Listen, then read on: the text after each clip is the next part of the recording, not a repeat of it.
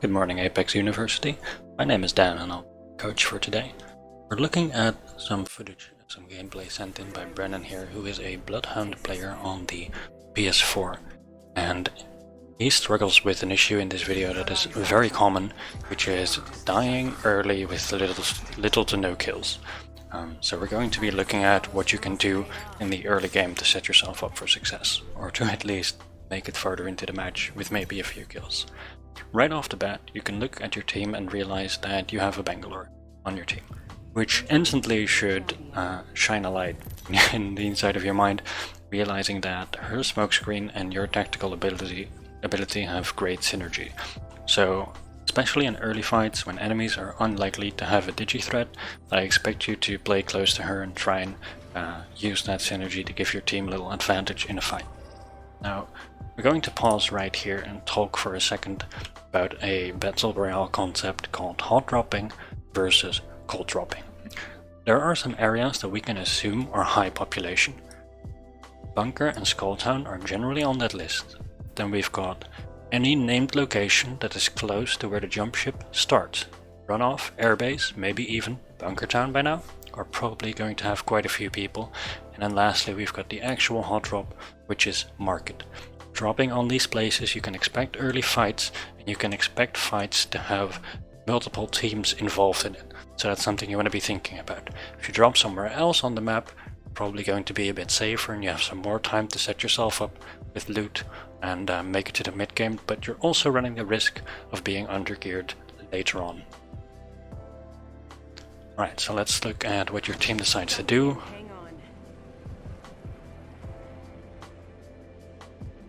It looks like you guys are going for hot drop, so let's pause right here and talk for a second about if you're going to drop hot, what do I want you to think about?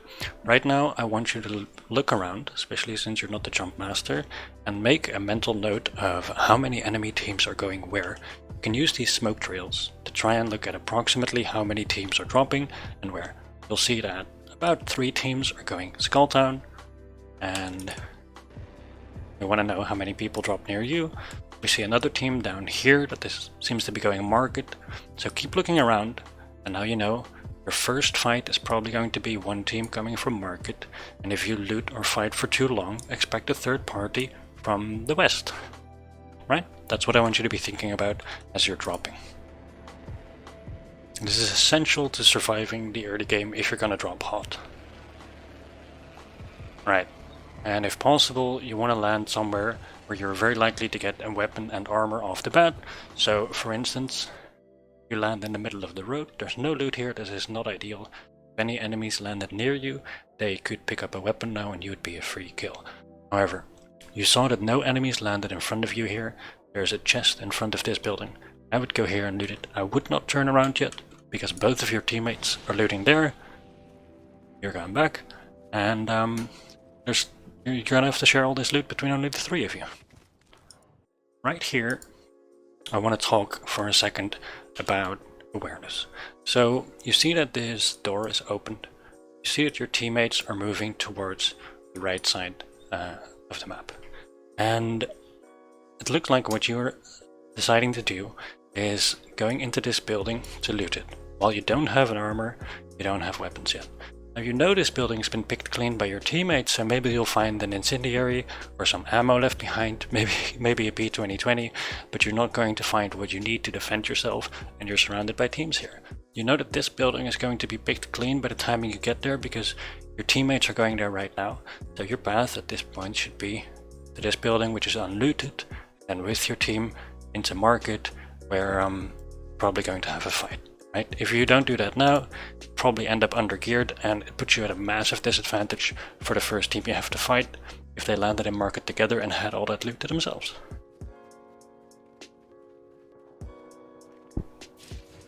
Right, we can see the loot struggle here, because you're chasing your teammates into buildings they've already looted. Luckily, there was apparently 3 armors, because they left 1 behind. You also have a weapon. It's one of the weakest and you've got almost no ammo right now. So a rule of thumb is you can't help teammates if you can't help yourself first. There's no way you'll help others if you can't defend yourself, win the fight or stay alive. In this situation, your weapon situation is not ideal. I would tread carefully here.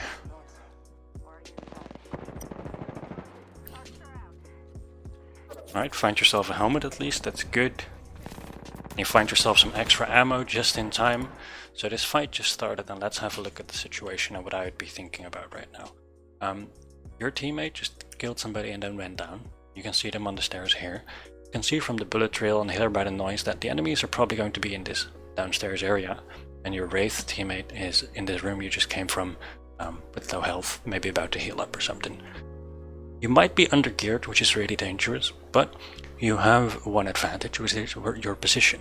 The staircase to get to you is blocked by down players.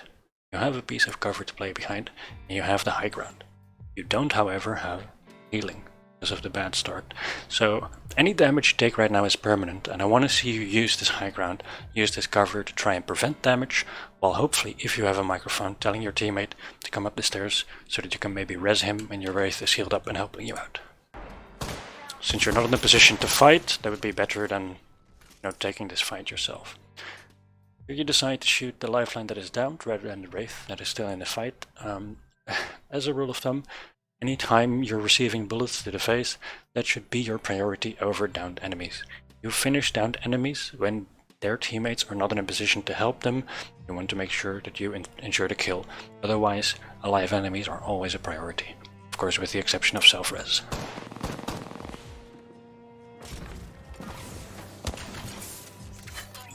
Alrighty, this is perfect. This is what we were talking about at the start of the game, except with the enemy smoke, not your teammates, but it works just as well. This is a great idea of yours. And let's see what information this gives us. We see a downed enemy, and this I believe to also be a downed enemy. It's hard to tell right now, but this is the Wraith from earlier that shot you. We know that they are alive, and we know that your teammate is on the left. Right now, your priority should be either this person that is alive, or if they move towards your teammate or away, to sneak a res while the smoke is still up. Either of those are fine. With your weapons, I'd probably go for the res, but it depends on what the Wraith does. You go for the downed lifeline. At least pick up her armor if you're gonna kill her, I guess, in the smoke.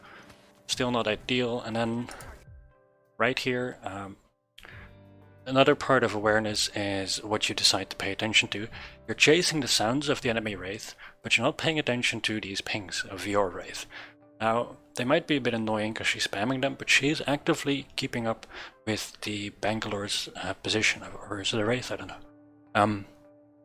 On the right here, and instead you're looking at where you heard this light earlier. You should really be paying attention to where this person is going, and then preferably using the cover that you have here, now that you drop down, to your advantage. Have a look. There they are. There they are, Bangalore. I think the Wraith is still alive too. Alright. And this is where things are about to go wrong. You have no health, you're not doing well. But what you should have been doing here is you have this piece of cover to your advantage that we were talking about earlier, and you know where this enemy was. So what I would have liked to see you do is use this piece of cover to your advantage and understand the strength of your weapon. We now realize that this enemy has a Havoc or a Devotion, one of those. Either way, it's a fully automatic weapon. You have a shotgun, a slow firing, close range weapon. Peek from around the corner, shoot once, and go back into cover. It'll be very difficult for somebody with a fully automatic weapon to deal the damage to you that you can deal with them if you just peek and go into cover. If she pushes around the corner, try and get a line of sight on you. Just keep doing it. Around the next corner. Just keep going around, keep shooting at her, and you still have a chance to win this fight by using your weapon strengths and weaknesses for you. But you are already at a massive disadvantage because you don't have loot. And that's what happens. So here you can see it's not actually the fight that mattered. What mattered is how you dropped and what you decided to do when you dropped that led to such a large disadvantage. It was hard to overcome. I hope it helps. I hope you all enjoyed, and I'll see you soon. Peace.